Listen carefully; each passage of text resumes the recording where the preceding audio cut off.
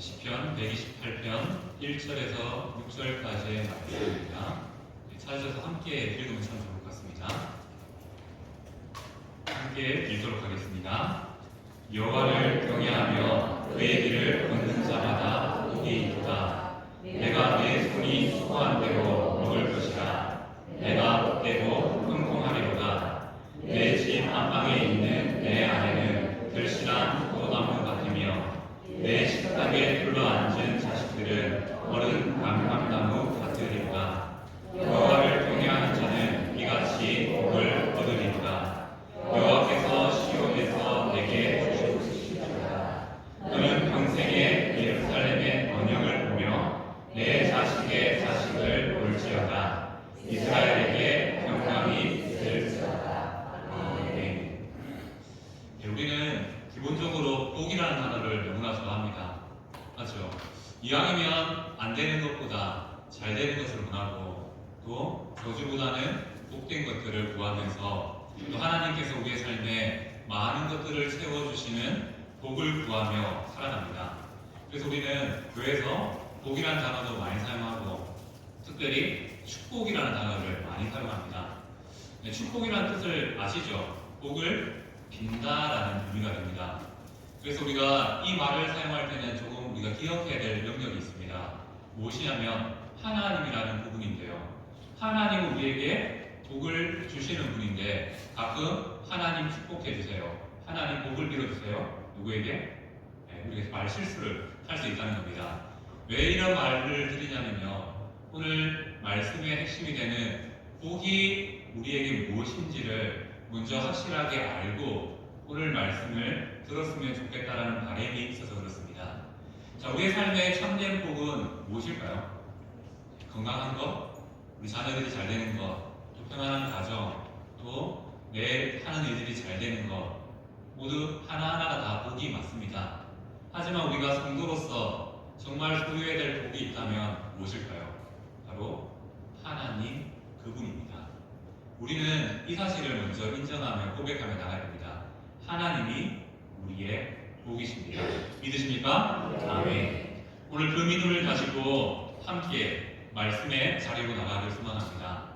오늘 본문은 시편 128편입니다. 우리가 흔히 들었고 또 너무나 잘 들어서 잘 알고 있는 말씀이기도 합니다. 오늘 본문을 잘 이해하기 위해서는 앞선 9편의 말씀도 함께 이어서 봐야 됩니다. 시편 126편을 보면 하나님을 향하여서 복을 구하는 간절한 부르짖음이 나타납니다. 하나님, 내가 울며 치를 뿌립니다. 기쁨으로 거듭게 해주십시오 하는 그런 말씀과 함께 하나님을 향하여서 내 수고가 헛되지 않도록 하나님, 우리의 삶에, 내 삶에 복을 주십시오 라는 간절한 부르짖음이 나타납니다. 그리고 127편에서는 이렇게 또 말씀하죠. 하나님이 우리에게 주시는 복은 내가 수고해서 내가 노력해서 얻는 것이 아니라 바로 믿음으로 쟁취하는 것이다. 하나님이 주심을 믿을 때 그 삶이 우리의 삶에 하나님께서 복을 주신다라는 내용이 담겨 있습니다. 이 두 편의 말씀이 오늘 128편을 통해서 성취됩니다. 어떻게 해요? 복을 구했더니 하나님께서 이것이 우리의 삶의 복이다라고 응답하십니다. 그리고 또 우리의 참된 복은 바로 하나님을 소유하는 것이 우리의 삶의 참된 복임을 말씀하는 것이 바로 128편의 말씀입니다. 그래서 128편을 보면요, 하나님을 믿는 자가 받는 복, 특별히 가정이 평안하다고 합니다. 그리고 또 자손을 주신다라고 말씀하죠. 그리고 더불어 하나님께서 건강함으로 장수하게 하신다라고 말씀하십니다. 그리고 마지막 하늘의 복을 우리의 삶에 가득 내려주신다라고 말씀하고 있습니다. 오늘 그 말씀을 바탕으로 하나님께서 우리에게 주시는 복이 무엇일까?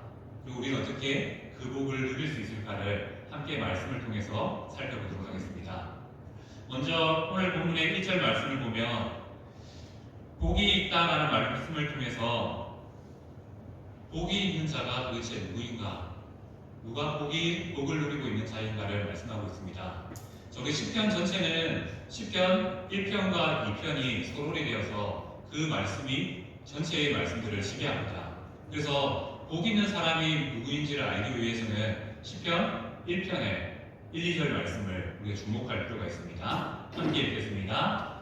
복 있는 사람은 악인들의 길을 따르지 아니하며 죄인들의 길에 서지 아니하며 오만한 자의 자리에 서지 아니하고 오직 여호와의 율법을 즐거워하여 그의 율법을 주야로 묵상하는도다.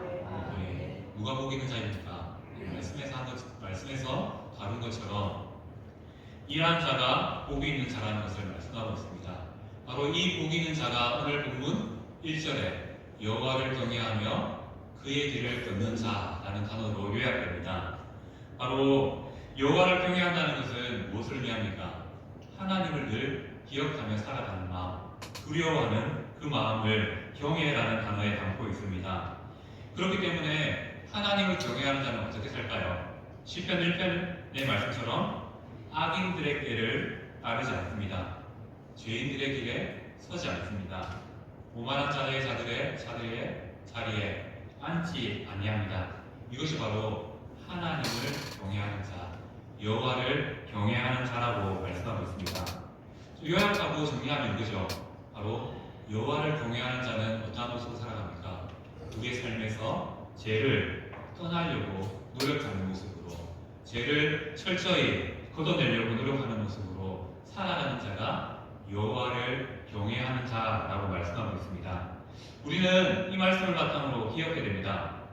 죄를 안 짓는 것도 중요합니다. 안 짓는 것도 중요하지만 우리의 삶에 죄를 지을 만한 자리가 있을 때 그 자리를 거부하는 것도 참 중요하다는 사실을 기억해야 됩니다. 우리는 쉽게 생각하죠. 예를 들면 술자리에 가서 나만 술 안 마시면 되지 라고 생각합니다.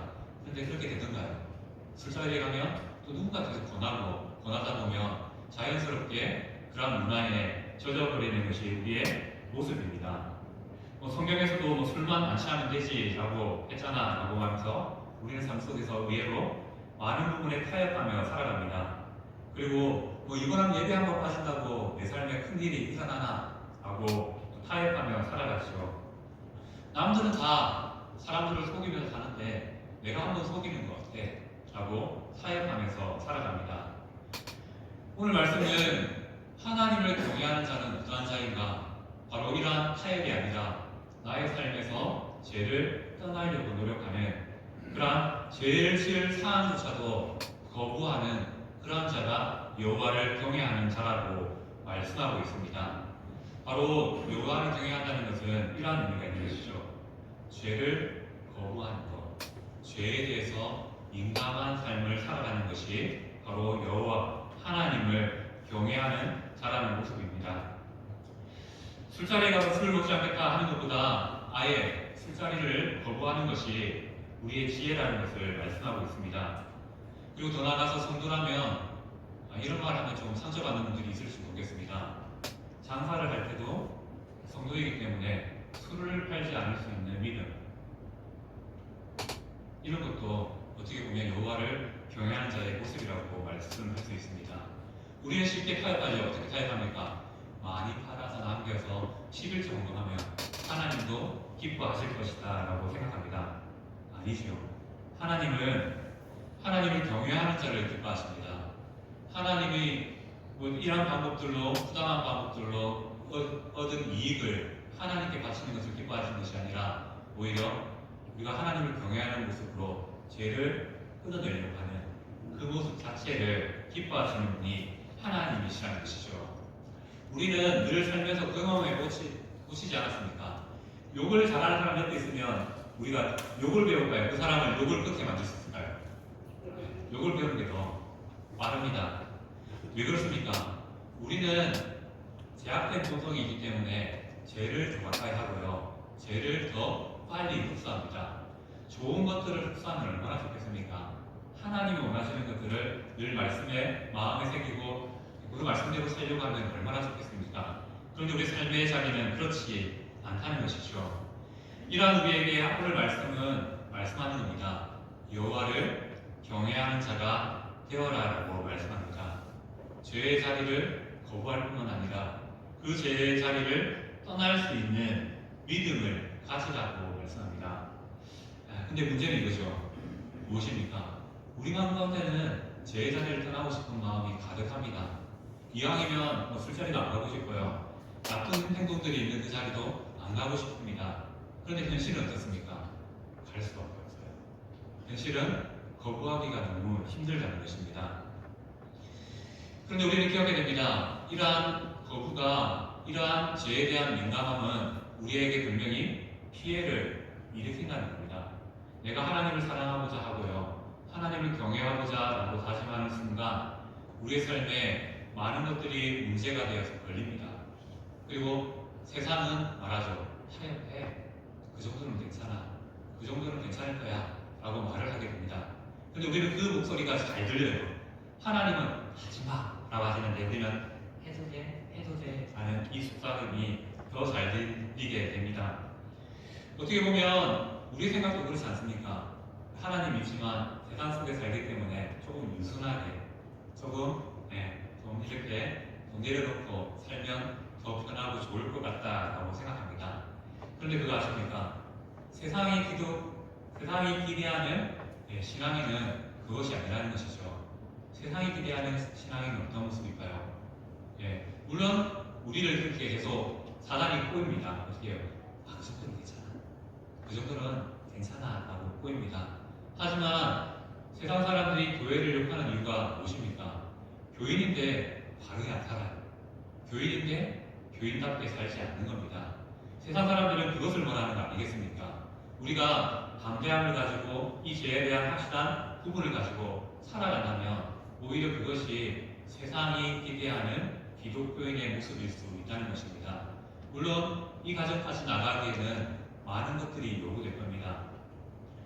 제가 아는 한 선생님은 이러한 삶을 살기 위해서 어떤 일들을 하셨냐면 매일 아침 다른 선생님보다 한 1시간 정도 일찍 학교를 나오시더라고요. 그리고 걸레를 하나 들고 모든 선생님들의 책상을 한번 싹 닦고 그렇게 시작하더라고요. 그렇게 살다 보니까 자연스럽게 그 선생님들의 문화 가운데 술자리를 권하지 않고요, 또 제 자리를 권하지 않는 것들이 자연스럽게 나타나는 모습들을 보았습니다. 바로 하나님께서는 우리에게 이러한 경외하는 마음, 죄를 거부하고 제 자리를 떠나려는 그러한 믿음을 원하신다는 것이죠. 오늘 말씀은 복 있는 자는 여호와를 경외하는 자이며 또 그의 길을 걷는 자라고 말씀하고 있습니다. 그의 길을 걷는다는 것은 무엇을 의미합니까? 바로 하나님의 말씀대로 살아가는 삶을 표현하는 표현이죠. 하나님의 말씀을 기억하는 것 중요합니다. 또 그만큼 중요한 것이 있다면 그 말씀을 살아내는 삶이라는 것이죠. 그 길을 아는 만큼 중요한 일이 그 길을 걸어가는 삶의 모습이라는 것입니다. 오늘 말씀은 이러한 말씀대로 살아가는 삶이 바로 우리에게 복이라고 말씀하고 있습니다. 자, 우리 이 복이 그렇다면 어떻게 우리의 삶에 실제적으로 나타나는지 한번 생각해 봅시다. 우리가 여호와를 경외할 수 있습니다. 죄를 거부하며 죄의 자리를 이겨낼 수 있습니다. 그리고 말씀대로 살아갈 수 있습니다. 그렇다면 그렇게 살아가면 우리에게 무슨 유익이 있는가? 하나님은 우리의 삶에 어떠한 복을 주시는가? 함께 살펴봅시다. 2절 말씀을 보면 이렇게 말씀하고 있습니다. 내 손이 수고한 대로 얻게 될 것을 하나님은 약속해 주십니다. 하나님을 경외하는 자에게 그 과정에 수고한 대로 얻는 복을 내리신다라고 말씀하고 있습니다. 너무 당연한 얘기 같죠? 내가 수고한 대로 받는 것 너무나 당연한 것 같습니다. 하지만 여기서 수고한 대로 먹는다라는 이 표현에는 하나님의 약속이 담겨 있습니다. 어떤 약속이냐면요, 수고한 대로 먹는데 어떻게? 내가 너의 삶을 풍요롭게 해줄 거야 라는 하나님의 약속이 담겨 있습니다. 그리고 수고할 대로 먹는다는 이 표현 뒤에는 하나님의 보호해 줄게, 너의 삶을 내가 책임져 줄게 라는 그런 약속이 동시에 담겨 있습니다. 노동을 해서 결과를 얻는 것 하나님의 복 맞습니다. 우리는 일확천금을 기대하며 살아가는 자가 아니라 바로 내 삶에 주어진 자리에서 수고한 대로 하나님이 주신 것들을 통해서 먹는 자가 바로 복된 자라는 사실을 기억해야 됩니다. 그렇게 살아가면 어떤 은혜가 임하겠습니까? 우리는 일확천금이 있어야지 우리가 잘 되고 우리가 풍요로워진다라고 생각하지만 오늘 말씀은 아니요. 내 삶의 자리에서 수고하는 대로 수고하며 살아가면 하나님께서 그 삶에 풍요로움을 더해주시고 그 삶을 지켜주신다라고 약속하고 있습니다. 누구에게요? 여호와를 경외하는 자에게 이러한 은혜를 더하여 준다고 말씀하고 있습니다. 그렇기 때문에 성경 하나님이 말하는 복은요, 수고한 대로 먹는 것, 얻는 것입니다.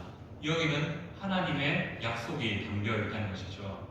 성도는 복권을 사서 일확천금을 기대하는 자가 아니라는 것이죠. 예전에 로또가 처음 나왔을 때 어느 가게에서 개업한 선물로 제게 로또 한 장을 주더라고요. 어떤 마음이 들었을까요? 이거 당신은 어떻게 지? 나한테 당신은 어떻게 하지? 괜한 고민을 하는 거죠. 결과 어떻게 됐겠습니까? 이 복권 당첨 안 됐습니다. 왜요? 하나님이 원하시는 방법은 그러한 방법이 아니라요. 우리가 수고하여서 노력하면요, 그 수고한 뒤에 풍요로움을 더하시는 방법을 원하신다는 것입니다. 저는 아직 기도해서 복권이 당첨됐다고 한 사람 저는 못 봤습니다. 그리고 기도해서 복권 당첨돼서 11조 헌금했다는 사람도 저는 아직 못 봤습니다. 무엇을 의미합니까? 하나님께서 정말 원하시는 복은요, 우리가 수고하여서 얻는 것으로 만족하고 그 수고한 것으로 풍요롭게 해주시는 하나님의 은혜를 덧입는 삶, 그 수고한 것을 또 보호하여 주시고 지켜주시는 그 은혜를 입는 삶을 하나님께서는 우리에게, 성도에게 복으로 주셨다는 것입니다. 물론 가끔은 그렇더라고요. 내가 보는 것들이 너무 작은데 나는 좀 더 많이 벌었으면 좋겠는데, 더 많이 가졌으면 좋겠는데 라는 그런 마음도 있습니다. 하지만 주신 것들을 통해서 만족하고 더 많은 수고들로 나아갈 때 하나님 분명히 우리의 삶에 풍요로움의 복과 우리의 모든 것들을 지켜주시는 그런 복을 내려주신다라고 오늘 2절의 말씀을 우리에게 약속하고 있습니다. 그리고 여호와를 경외하고 그의 길을 걷는 자에게 하나님은 가정에도 하나님의 복을 주신다라고 말씀합니다. 3절 말씀이죠. 3절 말씀을 보면 내 집 안방에 있는 아내라는 이 단어가 등장합니다.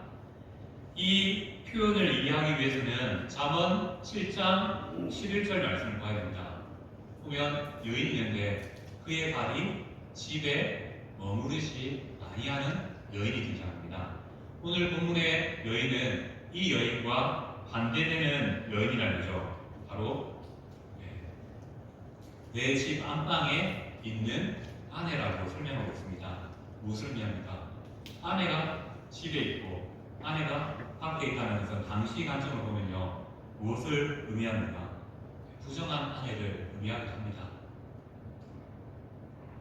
가정에 충실하지 못한 또 아내를 의미하기도 합니다. 여기서 또 아내라고 하면 또 오해가 있을 것 같은데요, 남편도 마찬가지입니다. 바로 가정에 충실하지 않은 그 표현을 바로 안방에 있고 밖에 나간다는 표현으로 설명하고 있습니다. 하나님께서는 여호와를 경외하는 자, 그의 길을 걷는 자에게 바로 아내로서, 남편으로서 합당한 일들을 행하는 그러한 복을 더하여 주신다는 것이죠. 바로 신실함을 내려주신다는 것입니다. 서로를 향하여서 행하는 사랑을 보여준다는 것이죠. 그뿐만 아니라 오늘 말씀은 아내는 결실한 포도나무, 자식은 어린 감람나무와 같다라고 말씀하고 있습니다. 바로 가정에 내려주시는 복을 더 확대해서 설명하고 있습니다. 오늘 말씀에 나타났던 포도나무, 감람나무는 성경 전체에서 자주 언급되는 나무입니다. 바로 성경에서는 의미가 있는 나무라는 것이죠. 포도나무는 어떠한 나무입니까? 바로 포도를 맺게 함으로 그 포도의 결과로 음료를 얻게 하는 나무입니다. 바로 포도주가 주어진다는 것이죠. 자, 이스라엘의 당시의 상황들을 생각하면 물이 귀합니다. 그래서 이 포도주라는 자체가 음료로서 대체되는 그런 상황 가운데 있습니다. 바로 여기서 결실한 포도나무 같다라는 것은 무엇을 의미합니까? 바로 하나님이 주시는 풍요로움이 있다. 하나님이 주시는 더 아름다움이 있다는 것을 말씀하고 있습니다. 그리고 또 감람나무가 등장합니다. 감람나무는 우리가 잘 아는 단어로 바꾸면 올리브나무입니다. 올리브나무. 올리브나무는 우리에게 열매를 주고 또 기름을 제공해 줍니다. 그리고 우리가 기억해야 될 것은 이 감람나무는 다른 나무에 비해서 오래 산답니다. 장수합니다. 그래서 감람나무의 또 다른 의미는 장수의 은혜를 의미하는 내용이 있습니다. 그리고 우리가 교회 이름이 뭡니까? 우리 교회 이름이 늘 푸른 교회입니다. 늘 푸른을 의미하는 나무가 성경에 나오는데 바로 감람나무입니다. 감람나무는 사시사철 잎이 푸른 상록입니다. 바로 늘 푸른 교회라는 이름에 감람나무를 대입하면 이런 의미가 있습니다. 하나님께서 이 교회를 길게 끌어가신다. 그리고 풍요로 더하여 주신다라는 의미가 바로 감람나무, 샘녹스, 늘 푸른이라는 의미에 담겨 있습니다. 바로 하나님께서는 우리의 가정에 포도나무와 감람나무라는 이 단어를 통해서 말씀하시는 것이죠. 무엇입니까? 하나님을 경외하는 자에게는 아름다운 가정에 대한 하나님의 약속을 이루어 주신다는 것이죠. 하나님을 경외하는 자에게 주시는 복음, 가정에 주시는 복음은 뭡니까? 아내를 주시고요, 남편을 주십니다. 바로 아내와 남편이 만나서 부부가 되는 것, 이것이 바로 하나님께서 주시는 복이라고 말씀합니다. 더불어 주시는 자녀 역시 하나님께서 우리에게 주시는 복이라고 말씀하고 있습니다. 우리는 생활에서 자녀를 복이라고 생각하기가 참 어려운 시대를 살아갑니다. 자녀 한 명 키우려면 어마어마한 돈이 든다라고 말하는 시대를 살아갑니다. 그럼에도 불구하고 성경은 말씀하죠. 주신 부부, 남편과 아내가 복이고 자녀가 복이라고 말씀하고 있습니다. 이 시대는 어떻게 보면 이 말씀을 믿는 믿음이 필요한 시대가 아닌가 생각해 봅니다. 하나님은 자녀가 복이라고 했는데 그 사실을, 그 말씀을 믿는 믿음이 필요한 시대가 지금 시대라고 생각되어집니다. 하나님은 믿는 자의 가정을 결코 굶기지 않으십니다. 살아갈 수 있는 합당한 은혜를 내려주십니다. 우리가 짐작하면서 어렵다라고 단정하는 이유는 무엇입니까? 사단이 계속 그런 생각을 심어줍니다. 하나를 키우려면 돈이 얼마 드는데 그거 힘든 데 있다? 아니, 너 부부끼리 사는 것이 더 선하다라는 생각도 줍니다. 물론 여러 상황들을 생각해 봐야 되겠지만 성경은 말하는 것은 분명합니다. 우리에게 주신 남편과 아내도 복이고요, 또 주신 자녀도 복이라고 말씀합니다. 그리고 오늘 말씀처럼 식탁에 둘러앉았다라는 것은 바로 이러한 가족들이 하나로 모여서 기쁨의 잔치, 하늘 잔치, 하나님 나라를 이루게 하신다라고 말씀하고 있습니다. 바로 서로를 인정해주는 가정으로 세워주신다라고 약속하고 있습니다. 누구에게요? 하나님을 경외하는 자에게 하나님이 주시는 복입니다. 이 복을 이렇게 말씀하시고 4절 말씀은 여호와를 경외하는 자는 이같이 복을 얻으리로다. 아멘. 바로 이러한 복을 내려주신다라고 약속하고 있습니다. 이어지는 5절 6절 말씀을 보면 이제 하나님을 경외하는 자에게 미래적인 복을 약속해 주십니다. 시온에서 5절 말씀에 시온에서 내게 복을 주신다라고 말씀합니다. 시온이 어떤 곳이죠? 하나님을 예배하는 하나님의 임재가 있는 바로 예루살렘 성을 의미합니다. 바로 성전이 있는 그 자리를 말하죠. 하나님은 현재 하늘 성전에 계십니다. 그럼에도 불구하고 시온에서 복을 주신다라는 말씀은 무엇을 의미합니까? 하늘에 계신 하나님께서 하늘의 복을 끌어 우리의 삶에 가득 채워 주신다라는 약속을 의미합니다. 바로 하나님을 믿는 자에게 천국의 복, 하나님 나라의 복을 허락해 주신다는 것이죠. 이를 통해서 우리가 알 수 있는 것은 무엇입니까? 복은 누구로부터 나오니까? 하나님으로부터 시작되고 하나님으로부터 우리에게 임한다는 사실을 말씀하고 있습니다. 우리는 기억해야 됩니다. 우리에게 허락하신 가정은요, 하나님이 우리에게 베풀어 주신 작은 하나님 나라입니다. 부부관계는 무엇을 의미합니까? 신랑 되신 예수님과 우리의 관계를 설명합니다. 또 부모와 자녀의 관계는 무엇을 의미합니까? 아버지 되신 하나님과 자녀된 우리의 관계를 설명합니다. 그러한 설명을 어떻게 체험하게 하신다고요? 가정 안에서 하나님께서 복을 더하여 주심으로 이 가정이 하나님 나라가 되게 함을 통하여서 하나님께서 나를 이렇게 사랑하시는구나, 예수님께서 나를 이렇게 귀하게 여겨주시는구나 라는 사실을 깨닫게 합니다. 더 나아가서 그 마음으로 하나님을 섬길 수 있도록 인도해 주신다는 것이죠. 바로 하나님께서는 하나님을 경외하는 자에게 바로 이러한 하늘의 복을 허락하여 주신다라고 약속하고 있습니다. 그뿐 아니죠. 5절 6절 말씀에 계속 보면 너는 평생에 예루살렘의 번영을 보며 내 자식의 자식을 볼지어다 라고 말씀하고 있습니다. 이 말씀에 담긴 의미는 무엇입니까? 그렇게 여호와를 경외하며 살아가면요, 하나님께서 대대손손 하나님이 함께하여 주시는 복을 내려주시겠다라는 약속과 더불어 이 땅을 살면서 주시는 복도 말합니다. 장수, 건강도 더하여 주신다라고 말씀하고 있습니다. 우리 이미 잘 알지 않습니까? 성경은 부모를 공경하는 자에게 땅에서 생명이 길다라고 말씀합니다. 하나님을 경외하는 가정은 바로 장수의 복을 누릴 수 있다라고 약속하십니다. 이 장수는 두 가지의 의미가 있습니다. 육적인 의미에서는 우리가 육신으로 살아가는 동안 우리의 생명이 긴 복을 더하여 주신다는 의미와 또 영적인 의미로 말하면 하늘나라에서의 영원한 생명을 주신다라는 의미가 동시에 담겨 있습니다. 바로 하나님께서는 우리의 삶에 이러한 은혜를 준비해 주셨고 여호와를 경외하는 삶을 살아가는 성도에게 가정에 그러한 은혜를 내려주신다라고 말씀하고 있습니다. 그리고 오늘 말씀은 6절 말씀에 보면 이스라엘에게 평강이 있을지로다라고 말씀을 마치고 있습니다.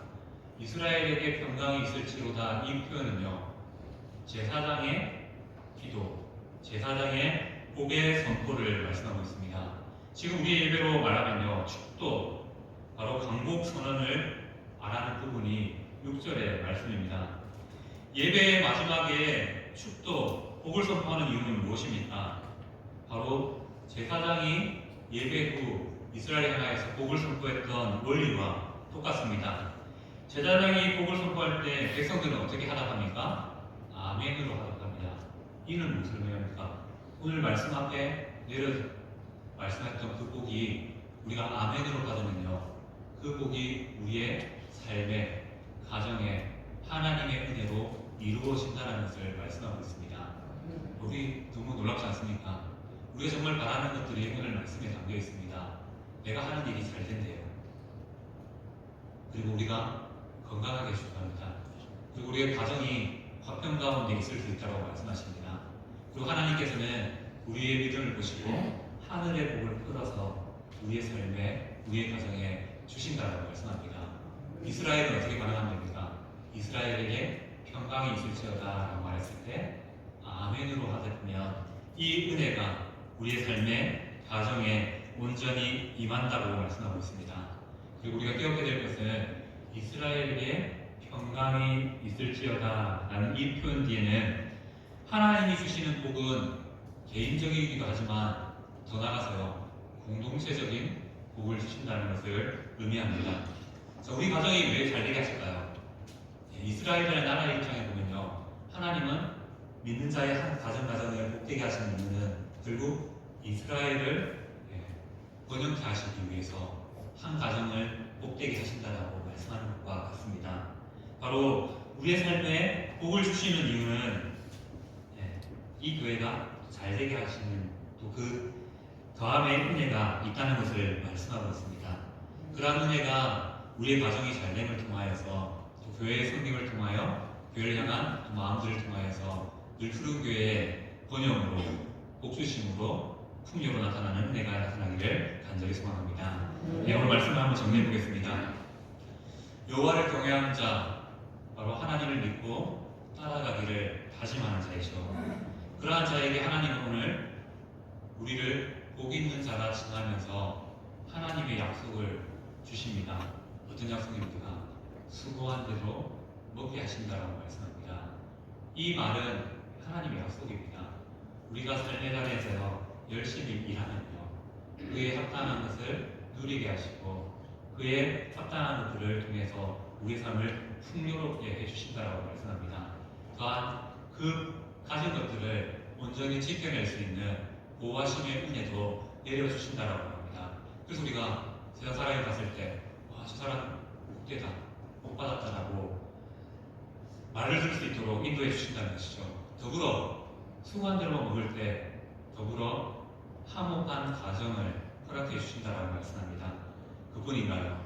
우리가 화목한 가정을 통해서요, 다다성선 대대로 하나님을 예배하는 가정으로 장수와 건강으로 우리의 삶을 인도해 주신다고 합니다. 이 모든 것이 하나님으로부터 나온다고, 하나님을 경외하는 자에게 주신다라고 약속하고 있습니다. 자, 우리가 이 시간 이 복을 누릴 수 있는 방법이 있습니다. 이 방법은 무엇입니까? 우리가 무엇인가를 하면 누리는 게 아니라요, 우리는 이 복 주시는 하나님을 신뢰하기만 하면 됩니다. 우리의 삶에 하나님이 복 주신다는 사실을 믿으시면 됩니다.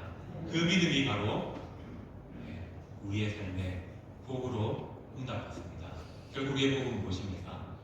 하나님을 우리의 삶에 간직하는 것, 바로 믿는 것, 그것이 우리의 삶에 하나님이 베풀어 주시는 복임을 기억하시는 성령 되시기를 축복합니다. 아멘.